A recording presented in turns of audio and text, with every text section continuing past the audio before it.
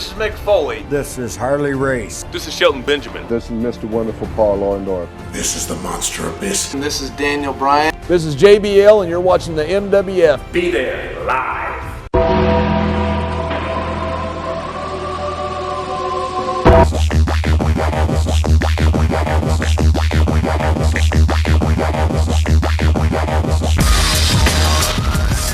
Wrestling fans from around the corner and around the world, welcome to another installment of Wrestling Insiders. I'm Dan Marotti here at MWF Studios, just north of Boston, in downtown Melrose, Massachusetts, 02176, the zip code of champions. Stay tuned after the news for some awesome money-saving deals where you can support indie wrestling. Want to take a few minutes to look at the big picture on WWE Monday Night Raw after an explosive episode in Houston, Texas last night, where we crowned a new WWE Universal Champion, that being Kevin Owens, in a move that surprised and thrilled many. Owens is the second Universal Champion after the first. Finn Balor was forced to forfeit the title last week after he required shoulder surgery and an injury sustained at his match at SummerSlam with Seth Rollins. Is Owens the guy to carry the big picture on Raw? I have to say no. Don't come to the studio and, pop my tires. But I like Owens an awful lot. I enjoy his matches, but to me, and it's one man's opinion, but to me, he's not world champion material. Solid matches, yes, absolutely. Good promos, yes. But the way he presents himself leaves a lot to be desired. Owens was slated to face Balor for the title at the Raw-branded Clash of Champions September 25th with some sort of an angle involving Chris Jericho, leading to a three-way match at Hell in the Cell with Balor out for up to 6 months. Obviously, that's not happening. It's going to be very interesting to see who WWE has lined up to face Owens at the top of the cards, beyond the proverbial Roman Reigns and Seth Rollins. Owens winning with the help of Triple H, not only laying out Roman Reigns, but his former running buddy Seth Rollins certainly adds interest to the equation. With Balor out, Raw is really short-handed, and then some when it comes to the babyface side. Other than Reigns, who do you really have? You have mid-carders like Cesaro and Sami Zayn. Do you repackage the Big Show for the 90th time? Rollins is a top-of-the-card superstar right now. If he wasn't injured last November, he was slated to turn babyface and take on Triple H at WrestleMania 32 in Dallas this year. WWE might have missed out on a big chance having Rollins return from his injury this spring as a babyface for at least a short period of time to test the waters, as the crowd was 110% behind him. We have 7 months between now and WrestleMania 33 in Orlando. There's little chance WWE could keep Triple H's vendetta with Reigns and Rollins fresh between now and then, which leads me to think we're going to see the game in action much sooner than later. How about a grudge match at Hell in the Cell right here in Boston, Sunday, October the 30th? Whether he would face Reigns or Rollins, maybe even a three-way, there'd be a ton of interest in it. You could even save a singles match for a bigger pay-per-view such as Survivor Series, depending upon how often Triple H is going to be competing in the squared circle. Reigns continues to feel like the odd man out since returning from his 30-day suspension for failing a WWE wellness test over the summer. I feel like he picked up the intensity level in his feud with Rusev, and that is the Roman Reigns that's going to print the money. Intense, angry, a lot of force behind what he does. Not the one that tells jokes and kids around. That one that smiles is a major turnoff. There's a chance for Roman Reigns to be the next John Cena. A lot of people disagree with me on that, but I will say this, and much like Cena, Roman Reigns really doesn't have a lot of bad matches. You may talk about his 5 moves of doom and so on and so forth, but whatever the case may be, he sells a lot of merchandise. There's a lot of people willing to open up their wallets and pay to see Roman Reigns live in person and to purchase Roman Reigns merchandise. That's a very, very important equation in WWE. That's what professional wrestling is all about, whether you want to call it wrestling, sports entertainment, whatever name you want to slap on it. In the end of the day, it's wrestling. His SummerSlam match against Rusev never started, leading me to believe that there was going to be a return engagement between the two at Clash of Champions.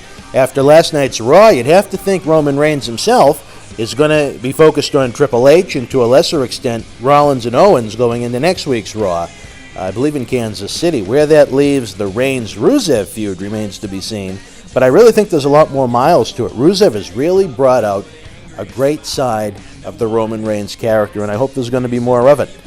Paul Heyman was on Raw last night, but little was revealed as to what's next for Brock Lesnar. We learned that Lesnar's SummerSlam rematch with Randy Orton will take place not on pay-per-view or on television, but at a non-televised WWE Live Raw-branded house show in Chicago, September the 24th. Lesnar's contract includes a limited amount of non-televised events, but there is a wide variety of opponents WWE could put in the ring with Lesnar in Chicago that would make the eventual televised rematch between Lesnar and Orton that much more special and fresh. Shane McMahon, he's had some fighting words for Lesnar after he got F5'd at SummerSlam. I wouldn't be surprised to see Stone Cold Shane McMahon look for revenge against Lesnar, or maybe hire a top superstar to try and take out Lesnar for him. I really look forward to the Orton-Lesnar rematch. I certainly hope it takes place on a major pay-per-view so fans across the globe can enjoy it, not just in Chicago. Chris Jericho was supposed to be in the main event title mix before Balor got injured. It will be interesting to see where he fits into the picture. He had a clean submission win over Neville on Raw this week, which in theory should be pushing Jericho towards the top, as having a babyface tap out should be safe for guys on the top rung.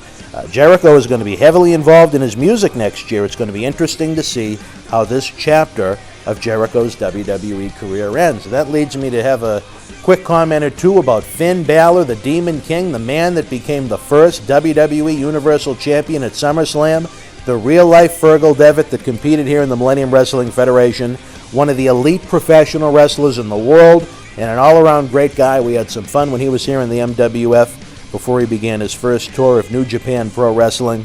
His match is outstanding. The character that WWE has created with him is outstanding. Again, you talk about printing money. The Finn Balor merchandise that's already selling, that was selling when he was in NXT, and now when you take it to a mainstream level in WWE where all the Finn Balor stuff is going to be in all the toy stores, all over WWEshop.com. Finn Balor is going to have a hell of a time in WWE. Going to have a hell of a career.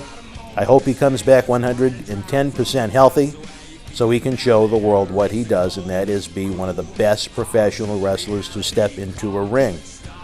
Again, 4 to 6 months. You don't want to see it happen. It happened at perhaps the worst of times. But who will ever forget Finn's big night in Brooklyn when he pinned Seth Rollins 1, 2, 3 square in the middle to become that first champion. And then the sad story to go along with it, where he was forced to forfeit it the next night. Fans are going to remember that for a long, long time. And I think it's just going to be an early chapter in the book of Finn Balor in WWE. I look forward to his return, and hopefully there's going to be a great spot for him in Orlando at WrestleMania 33. The Raw brand roster is extremely thin right now. It's a great time to develop new superstars, almost like it's 1997 all over again. It's exciting, but it's also a time where you're going to have to take one step back to take 2 steps forward. And I'm fine with that, but with 3 hours of original content to produce each week to keep fans engaged and interested, it's going to be a real challenge. I'm not sold on the idea that Kevin Owens is the guy to be leading the pack, but I'm also hoping he proves me wrong. I'm also hoping WWE proves me wrong, and that Kevin Owens is going to take a major leap to hold on to a top spot in WWE for years and years to come. He's that good in the ring. Like I said, it's the presentation of him that I'm not sold on right now. Whether he can overcome that with some great matches, some great feuds, let's see it happen. I want it to happen because that's what's best for business, no pun intended. We all want to see the professional wrestling industry thrive and survive. We want to see the TV ratings go up. We want to see the number of pay-per-view buys / network subscriptions go up. We want to see every event sold out like it's the Attitude Era, because that's what creates more jobs. That's what gives you more great wrestling content and separates money from your wallet, which is good for everybody. That's what it's all about. No one wants to see bad wrestling. No one wants to be bored sitting through a wrestling television show. Let's make it great, not to quote Donald Trump. But what do you think of the main event mix in WWE right now on the Raw brand? What do you expect next? And do you like what you expect next? I'd love to hear your thoughts on the subject in the comment section below. It's a hot summer on WWE Network with WWE NXT and the Cruiserweight Classic lighting up Wednesdays, along with SummerSlam and not 1 but 2 pay-per-views, with Backlash and Clash of Champions in September. If you're not currently subscribed to WWE Network, come on now. Use our link below and get 1 month absolutely free. Get the pay-per-views live. the awesome weekly shows, and over 6,000 hours of on-demand content for free. See Lesnar and Orton at SummerSlam, Holy Foley, brand-exclusive pay-per-views, and so much more. At its regular price of only $9.99 per month, it's the best value in sports and entertainment. You want to talk about a great summer sale? Head on over to the MWF store on the BostonWrestling.com super site. We've got brand new WWE t-shirts, autographs, action figures, posters, and more. And this summer I have a special where if you spend $25 or more, you get a WWE t-shirt absolutely free. Not only is it a great deal, but every dollar spent helps our endeavors to bring you action-packed live events and video content. Enjoy 1,200 free videos on our YouTube channel. As we count down to our 15th anniversary, we're releasing a new video each day at 12 o'clock, flashing back to highlights and even a few lowlights on the adventure that is the Millennium Wrestling Federation. Subscribe to our channel using the link below or use youtube.com/BostonWrestlingCom. We also have regular news videos, TV episode recaps, results, interviews, and so much more. Help us bring you even more great video content by donating an amount of any size to paypal.me/Boston Wrestling. Again, every dollar donated helps us bring you more great live events and video content. That wasn't enough. We have a new video on demand section on YouTube where you can either rent or own some of our classic state-of-the-art studio shoot interviews. In honor of the 10-year anniversary since the original No Holds Barred Iron Sheik studio shoot interview went viral and on the Howard Stern Show, we've remastered it and made it available for fans around the world to enjoy for as little as $5.99. We also have an awesome WrestleMania 1 roundtable studio shoot with the Sheik, Mr. Wonderful Paul Orndorff, and Cowboy Bob Orton, where all three WWE Hall of Famers look back at the WWF boom of the 1980s. John Cena Sr. joins me as co-host for in-depth studio shoots with both Paul Bearer and the first and only shoot ever done with the Boogeyman. Paul Dempsey joins us and pulls back the curtain on WWE NXT. Again, not only can you rent or own these awesome interviews, but every dollar goes right back into our efforts to bring you live event and video content. Another easy way to help our efforts is to use the links below or on the front page of the BostonWrestling.com super site to do your shopping on WWEshop.com, Amazon.com, or Walmart.com.